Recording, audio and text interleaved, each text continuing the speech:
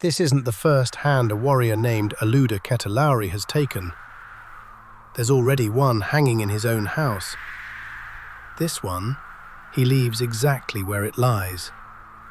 So why would a man who has done this exact thing before, without a second thought, refuse to do it this one time?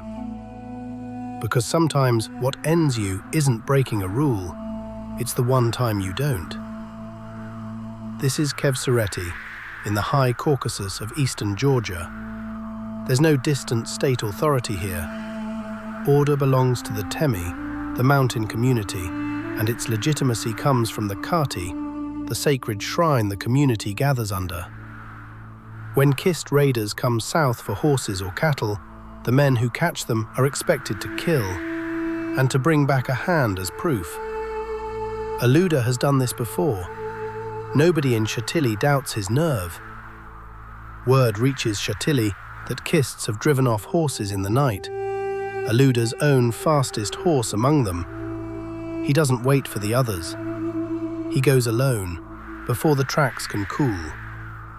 By first light, he closes the distance and shoots the first raider from his horse. This one he treats the way he always has. The hand goes home with him, the way it's supposed to. The dead man's brother doesn't run. His name is Mutsali, and he turns to fight. They trade shots evenly, 3 each. Aluda's first shot tears through Mutsali's cap, grazing his hair. Mutsali laughs it off. Mutsali's second shot doesn't touch him. It shatters the horn at his belt instead. Neither man backs off. On the third exchange, Aluda's bullet finds Mutsali's chest.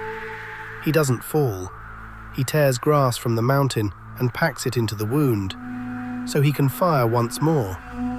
His last shot misses, so he throws Aluda his own gun and asks him to keep it, so it won't fall into worse hands.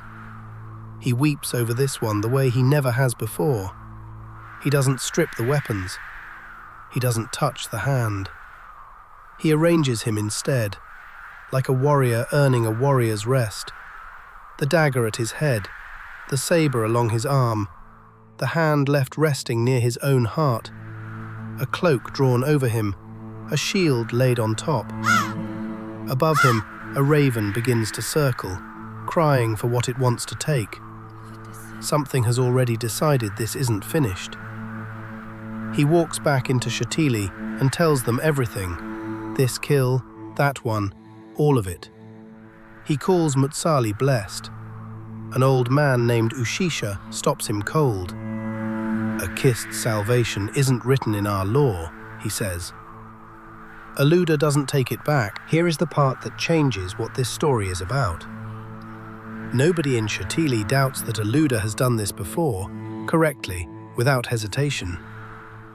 That's exactly the problem. If he's always followed the custom, then this one exception can't be mercy. It has to be a lie covering for something worse. The insults turn vicious and specific. They tell him to trade his weapons for a woman's spindle. They say he ran from a kissed son. Word spreads that he's turned coward and dressed the cowardice up as compassion. His friend Mindia rides in, a man already known in his own right as the killer of 12 kists. He hears what's being said and can't stand it. Don't slander a brave man with a loose tongue, he tells them. Then he rides out alone, before nightfall, to bring back proof himself. That same night, Aluda can't eat. He can't sleep. He dreams of a hall full of warriors readying for another campaign, a body laid out among them. Mutsali is standing behind him, pressing a dagger into his hand. I want to die, he says. I can't. Kill me. Someone pushes a bowl toward him. He eats what's in it before he understands what it is. When he understands, it's too late. At dawn, Mindia returns and holds up what he found.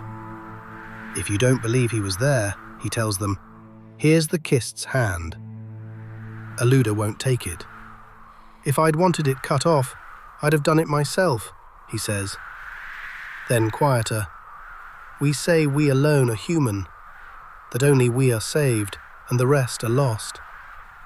Does everyone who swears an oath actually speak the truth?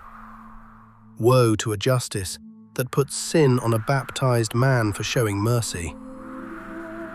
Weeks later, at Katoba, Aluda brings a bull. He wants to sacrifice it for Mutsali's soul. The shrine's keeper, a man named Birdia, refuses him outright. Sanctifying a kist here isn't devotion, it's an insult to the god this stone belongs to. Aluda kills the bull anyway, right there, asking his god to forgive Mutsali, regardless of what the shrine's keeper will allow. Birdia turns from Aluda to the crowd. Break the beams of his house, he says. Burn his hay barn. Drive his sheep and his cattle into the commons. Before the crowd disperses, someone throws Mutsali's hand to a dog as one final insult. Proof, Birdia says, that even an animal knows a dog's bone when it sees one. The dog won't touch it. Birdia meant it as one more cruelty. What it actually shows is harder to sit with. The one creature in the whole crowd that still recognizes a line has been crossed isn't a person. Nobody asks you for a severed hand anymore, but the logic hasn't changed. If you've always gone along with the group before, one time you don't gets read backward, not as a genuine exception, but as proof you were never trustworthy at all. It's easier to decide the one departure was the lie than to sit with the possibility that this time you saw something true and couldn't do what you'd always done before. The Temi casts him out. He leaves at dawn with his wife, his mother, his children. His mother looks back and says their home is no longer stone upon stone. He tells the women not to curse the shrine, not to curse the Temi, not even now. He had done this before. He was cast out for the one time he couldn't.